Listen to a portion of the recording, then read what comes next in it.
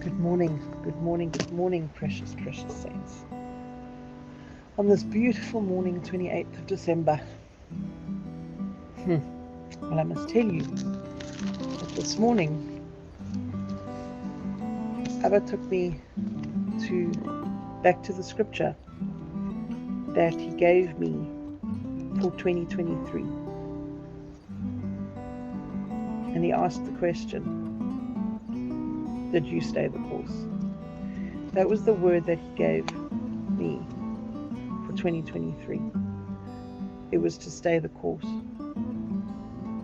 to continue doing what he called us to do, to run the race well. So I want to share this with you all today, and I want to place before you the same question. Have you stayed the course? 2023 is drawing to a close. It's drawing to a close. We need to look back and close it off well. So, if you will, please go to Matthew 24, verses 45 and 46. That's Matthew 24, verses 45 and 46. Let's see what it says. Who then is a faithful and wise servant, whom his master made ruler over his household, to give them food in due season? Blessed is that servant, whom his master, when he comes, will find doing so. You see, Abba's given us mandates. He's called us to do things. We have a plan. He has a plan for our lives. We have purpose. We're not just lumps of flesh that just see each day in and out. But he's called us to do things. Have we done them? When he comes back, will he find us doing those things that he's called us to do? Join me, if you will, in 1 Corinthians 9, 24 and 25. 1 Corinthians 9, 24 and 25. I love this. Do you not know that those who run in a race all run, but one receives the prize? And everyone who competes for that prize is temperate in all things. Now they do it to obtain a perishable crown, but we for an imperishable crown. Remember yesterday we read in 1 Corinthians 3:13 how we would receive our rewards. We did it yesterday, that we would receive the rewards for the works that we do. See, the race that we're running, this race that we call life, we're running it to win. We run this race to win, to get the crown, to get the reward. And that reward is eternal. It's not perishable. It's eternal. Then we're going to go on to 2 Timothy 4. 2 Timothy 4, verses 7 and 8. I have fought the good fight. I have finished the race. I have kept the faith. Finally, there is laid up for me the crown of righteousness, which the Lord, the righteous judge, will give me on that day, and not only me, but also to all who have loved his appearing. You see, there is a reward. Have we run the race well? Have we run it well? Will we be found worthy? In Hebrews 12, Hebrews 12 verses 1 through 2.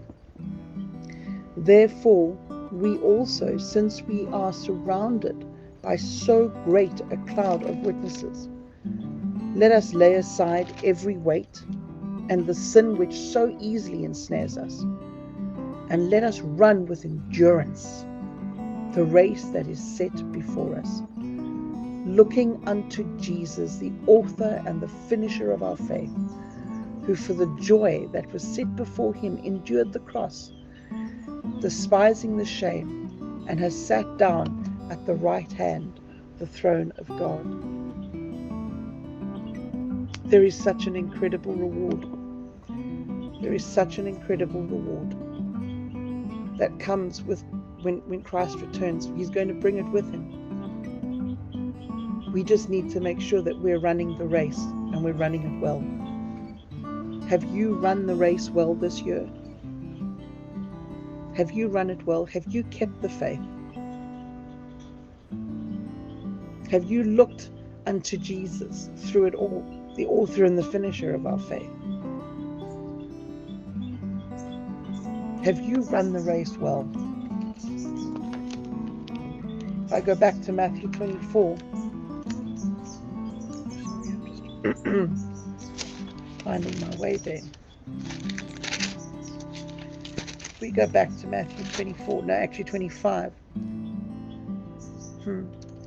Do we not want to hear the Lord say to him, "Well done, good and faithful servant. You were faithful over a few things. I will make you ruler over many things. Enter into the joy of your Lord." Wouldn't that be wonderful? If we are faithful, if we have stayed the course, if we have been the good servant, if we have run the race well, then he will make us ruler over many things. If we have used the talents that he has given us to do what he has called us to do, if we've redeemed the time that is so necessary to do, we have made sure that everything we do brings him honor and glory, then he will say to us, "Well done, good and faithful servant." Are those not just the most beautiful words? Because we know that when the Son of Man comes in his glory and all the holy angels with him, then he will sit on the throne of his glory, and all the nations will be gathered before him, and he will separate them one from another, as the shepherd divides his sheep from the goats. Are we his sheep? The sheep of his hands, the sheep of his pasture? Are we going to run the race well? Are we going to be the good servant? Is he going to find us doing what he has called us to do when he returns? We have all been called. We have all been called to a specific plan. We have all been called with a purpose. You're not here just because you're here. You're here for a reason. And let me tell you, my friends, it could be because you're a prayer warrior. It could be because you're an evangelist. It could be because you're an encourager.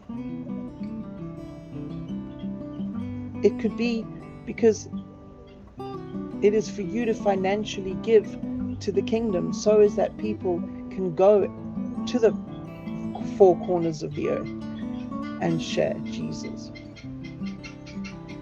There are so many different purposes and plans that God has, but He's given us all the ability to be able to fulfill those plans and purposes. Have you run your race well? Has 2023 been a year that you can turn back on and say, I stayed the course. I stayed the course. I ran the race. I ran it hard. Sometimes maybe I fell down, but I got back up again. And I ran it hard. And I ran some more. Continue running your race well, my friends. Continue running your race well. end 2023 in the front of the queue with the thought of the everlasting, enduring crown of victory that will be ours.